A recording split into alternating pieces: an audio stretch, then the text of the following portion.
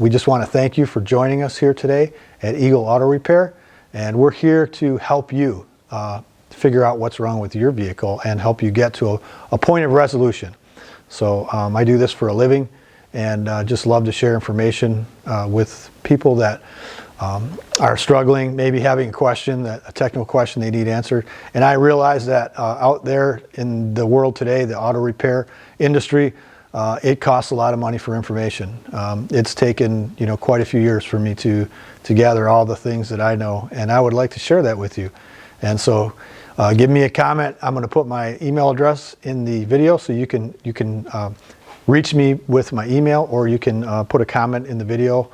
Either of those two ways, I will respond. And we're going to take you through a Sable today. We have a Mercury Sable, and it has a fuel rail pressure sensor fault set. It's a P0193. I've got my scan tool out. We cleared the code, had some testing done, and the code reset. P0193. I've got a fuel rail pressure sensor high. So we're going to go ahead and we've taken a look at the circuitry. We're going to go ahead and put a new sensor on it. We've got our new part here. It's a 3-wire connector with a vacuum line, and then the tip of the sensor goes down into the fuel rail.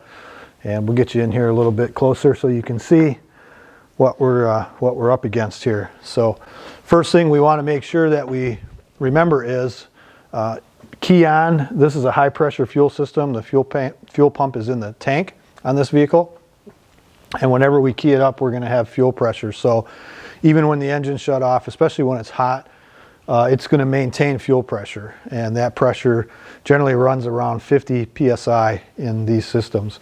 So we want to be careful, take caution, depressurize the fuel system. As we're doing that, I like to, in this case, along the fuel rail, I don't see a Schrader valve that's accessible, but the fuel rail pressure sensor is right on top out in the open right here. And so very easy to access. Normally we would have where we'd hook a fuel gauge up to the Schrader valve on the fuel rail and be able to depressurize the system that way. That's a good way to do it. But I can just put a few rags in around it. I've already got this one depressurized, but you want to put a couple rags in around it.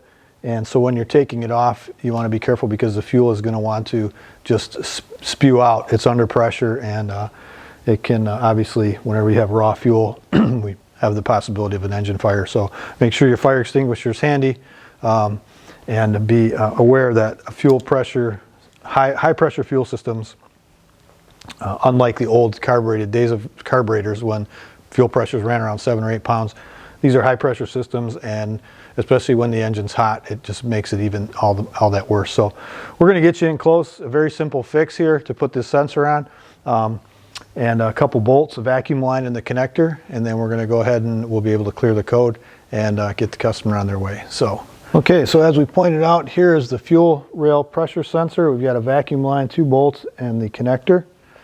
We're going to go ahead and get those 2 screws loosened. Take the vacuum line off first, and then we've got this connector back here, just a push down to release it, 3-pin connector, and get these bolts loose.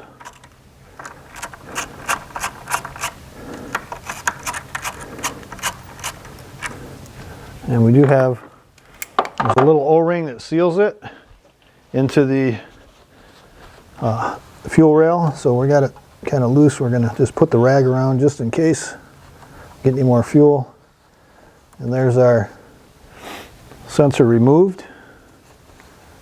And so we're going to take our new sensor, has a new O-ring on it, and we can go ahead and get that set in. Want to be careful with that O-ring. We don't want to pinch it. Make sure it seals real good. If you're going to use anything at all to lubricate it, maybe a little bit of fuel actually works really well. Not the greatest idea to put any other kind of lubricant on it. We don't want that O-ring to swell. But By the same token, we don't want to roll it or pinch it. So we're just going to get this one in here, get it bolted down to the fuel rail, reconnect our vacuum line. And so we're good to go there. And we're going to clear the fault code. And we do have to key it up. In order to do that, we have the key off, and as we key it up, you'll hear the fuel pump cycle.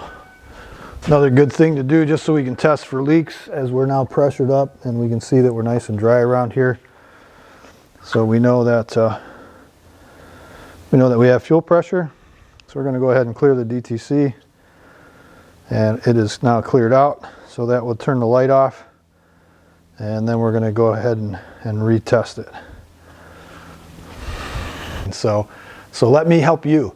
Ask me a question, give me a comment. I would love to hear from you. I'd love to help you with your auto situation, whatever it is that you're in need of, technical information. So again, I want to thank you for joining us here today.